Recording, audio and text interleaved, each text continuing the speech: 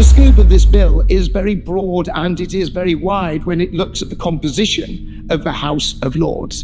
And I would argue that it opens up the opportunity to be able to take this piece of legislation a slightly more radical step forward. Indeed, I've rarely been referred to as a Tory radical, but I feel I put it down to maybe my socialist roots and my socialist family. But I feel that more can be done here.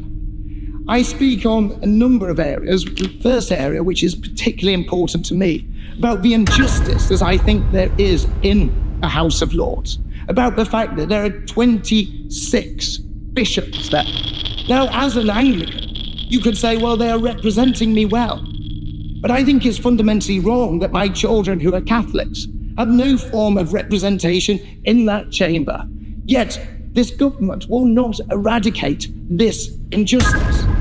How can it be right that actually legislation that was passed in the 19th century is actually not sort of looked at as afresh?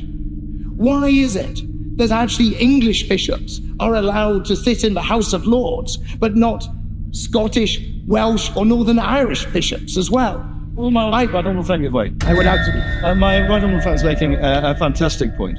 And he will know, as I do, that actually it was under the Tudor era that a reform of the House of Lords started when it came to bishops, when the majority of bishops were removed from the House of Lords, leaving these 26. So the honourable gentleman on the opposition from bench makes a point about reforms not having been properly continued since 1999. Well, actually, when we're looking back to the 16th century, some of these reforms really need to catch up with modern times. Well, indeed, and I would encourage the right honourable gentleman, because I know he will be known, has the potential to be known as a great reformer of the Labour Party.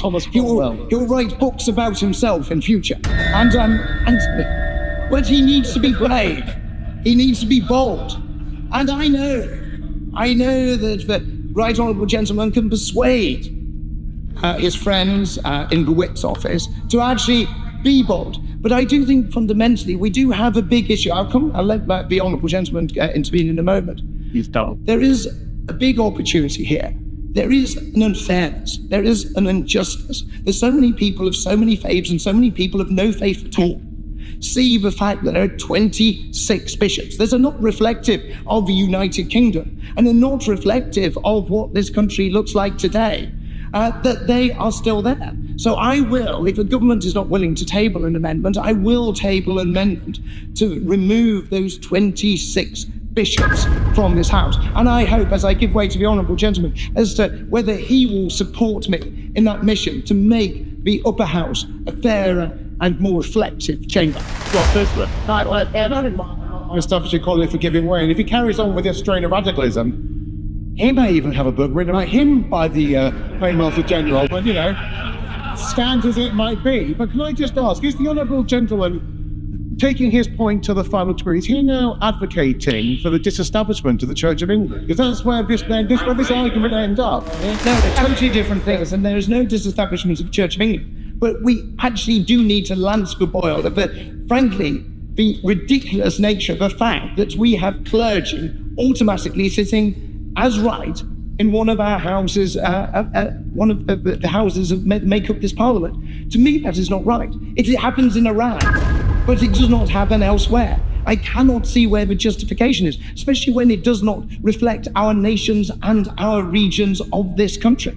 Nor is it reflective. Very strong arguments have been made across this House, including on those benches, about how the fact that hereditary peers do not reflect the makeup of this country. They do not reflect the fact that the honourable gentleman made a very persuasive argument about the fact that they're all male. Only 1% of them, I think he mentioned, were actually female. Well, there's a similar challenge with those bishops.